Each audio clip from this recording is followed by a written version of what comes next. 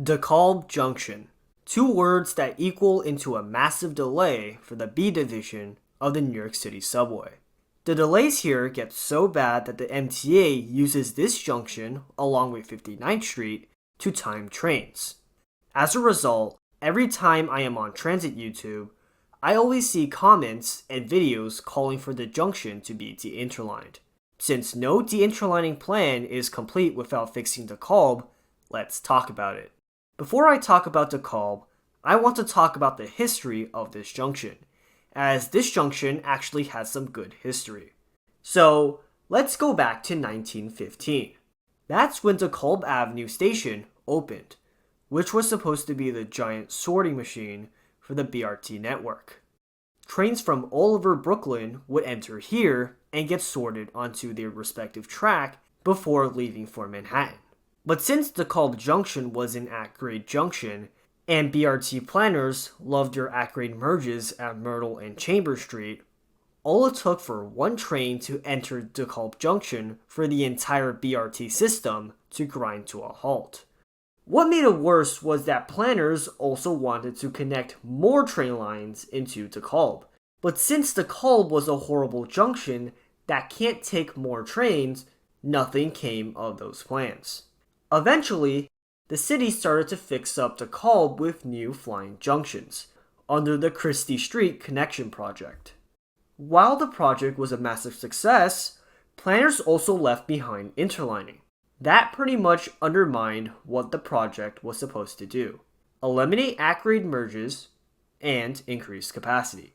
So let's complete what the planners back in the 50s wanted to do, which again was to eliminate merging and increase capacity. In order to fix and de-interline DeKalb, we need to know the merging conflicts. The D train branches off from the B and merges with the N train to head down 4th Avenue. The Q train branches off from the N to merge with the B to head down Brighton. The R train then emerges from Montague after all of that train switching takes place, and then we are at DeKalb Avenue Station. To remove these merging conflicts, I would again use the Van Stucken-Ragen and Ude Schultz plan, with some modifications. So let's start with the things that I agree on. The B and N trains get swapped, with the B on 4th Avenue and the N on Brighton. This eliminates the need for all of the train switching to take place at DeKalb. The reason why I don't have the B and D on Brighton is because riders on Brighton prefer Broadway services, so we might as well give them that. For 4th Avenue, it doesn't matter, because they both get Broadway and 6th Avenue services. But for this de-interlining plan to work, we need to have the R to have yard access. And right now, the R has Jamaica Yard. But since the R running on QBL equals reverse branching, and that equates to capacity getting deleted, the R must run to Astoria. But Astoria doesn't have a yard. So the R would need a replacement yard, and I want it to be at 36th to 38th Street, so that the R can run to Bay Ridge with minimal disruptions.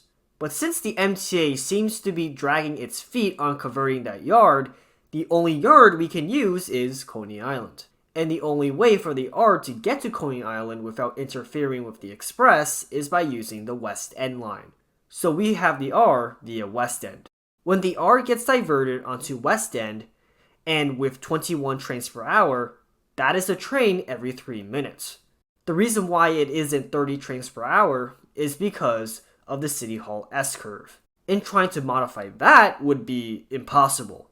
And before I see comments on having the local tracks of the 8th Avenue line take over service to Montague and ending the R at City Hall, if that were to happen, the R won't have access to a yard without kneecapping other lines. So that is a non-starter. Once I see the Astoria yard being constructed, I might think differently. But that isn't happening yet. So I am going to stick with the Van Ude plan. Even though 21 trains per hour might be enough for peak direction express service on West End, this is where I disagree with Van Stucken-Ragen and Ude Schultz. The vast majority of riders use the local stations, and express service would negatively affect the majority of riders there by reducing their frequencies back down to 6 minutes. Like, if you're going through the effort of fixing frequencies, it should be better, not the same.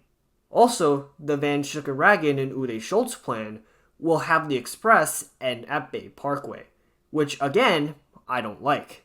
I like the locals to end before the express does, because express service should be reserved for trains that have longer routes, and people who live in the outer edges of the city should have default express service. But to remedy the problem, you will have the express merge back with the local, which is effectively creating the same problem as Parkchester on the 6. Or you can reconstruct the tracks before Bay Parkway, but that will take a while and be extremely expensive. However, we don't have to use Bay Parkway as the end station for locals. At Bay 50th Street, there is a track leading to the Coney Island Yard. So it got me thinking, what if we built a flyover track before Bay 50th Street and have it join with the other yard track? Locals would end at 25th Avenue and would continue on the local track and onto the flyover track. Then the flyover track would merge with the yard track, and that is where you can reverse that local train. A new pair of switches would have to be built before Bay 50th Street that would allow for express trains to stop at that station before heading to Coney Island. I don't think that this flyover track would be necessarily expensive, as there is ample space on the west side of West End for that new flyover track. What I am worried about is NIMBY protests, because, elevated technology doesn't have the best reputation in New York City. But this new flyover track could show that elevated technology has come a long way, and can be quiet. Now, with locals ending at 25th Avenue instead of Bay Parkway, 25th Avenue would need to be converted into an express station.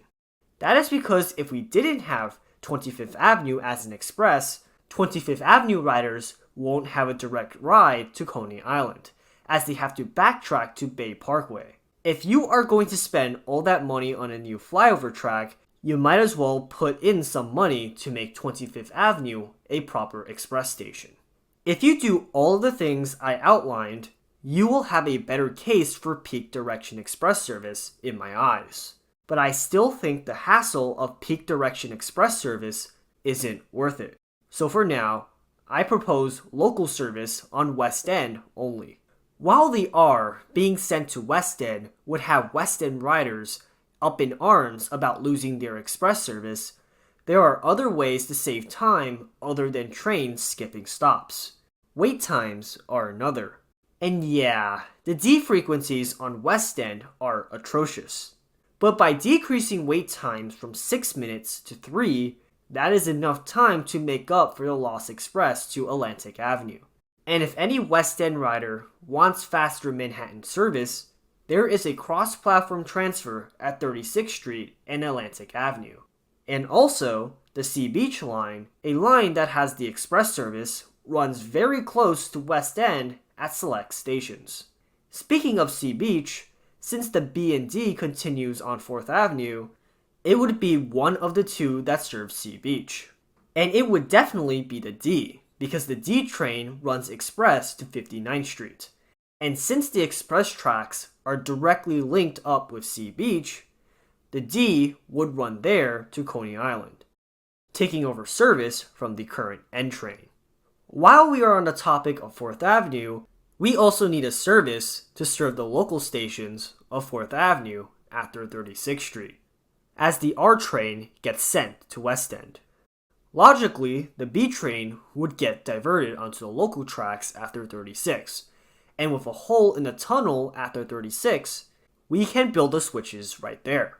The B train would stay on the local and run all the way to 95th Street. Now that we are done with 4th Avenue and its associated branches, let's move on to Brighton.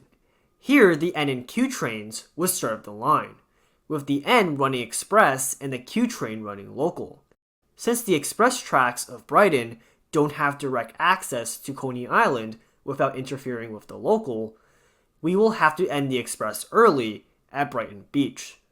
But this practice always angered me, because again, I don't like the fact that an express ends earlier than a local. It should be the other way around, as riders further out from the system should get default express trips. So this is where I again diverge from the Van Stucken-Ragen and Uwe Schultz plan, and propose the N running express to Coney Island, while the Q ends at Ocean Parkway. Well, you might be answering how I would do it. But before I get into that, I will admit that this is not a priority and that the MTA in the city should be using its money to drastically expand and improve the system. But it is fun to think about how we can get the express to continue to Coney Island without interfering the local service. The first option I see is to reconstruct the section between Sheepshead Bay and Brighton Beach, so that the express tracks end up on the outside and the local tracks end up on the inside at Brighton Beach, similar to the layout at 168th Street. But this would be expensive, time-consuming, and disruptive, as you will need to literally tear down the structure and reconstruct it from the ground up, making this option a non-starter. But there is another way that is way cheaper, less disruptive, and can be done in the next year or so. For that to work, we must extend the Q, the Brighton local, one more station to Ocean Parkway. Now after Ocean Parkway, 4 tracks turn into 2, but there are also 2 trackways on the outer edge of the L that slopes down. If we use those trackways, have the terminating Q trains slope down, then curve those tracks to the south and build a new elevated structure on top of a parking lot for turnaround tracks for the Q, we can now turn around local trains without interfering with express trains. With this new structure, the Q local trains would end at Ocean Parkway, while the N Express would continue to Coney Island.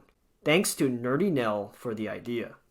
With all of these changes, there will be a massive increase in service. For example, the 4th Avenue Express tracks currently run at 19 trains per hour. But with the Interlining, it would be 30 trains per hour, a 57% increase in service.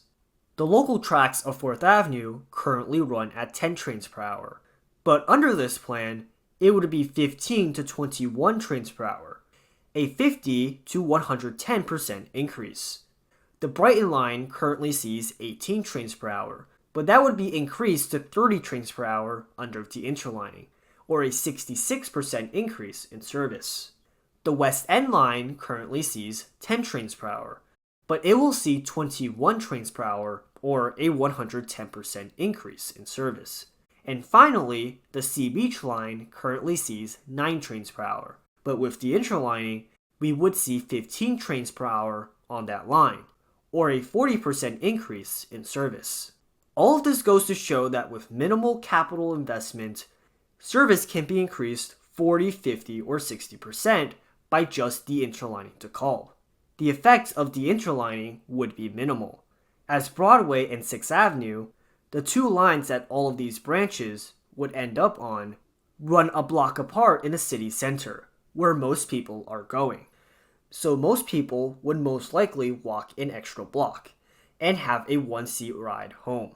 And in the places that are actually affected, like on select stations on West End, cross-platform transfers exist at 36th Street for an easy across-the-platform switch. Anyway, this marks the end of this video. I hope that this video gets you to revisit your de-interlining plans. And again, if you're feeling salty and want to roast me in the comments, come with the facts and roast me for what I said. Otherwise, I will see you in the next video.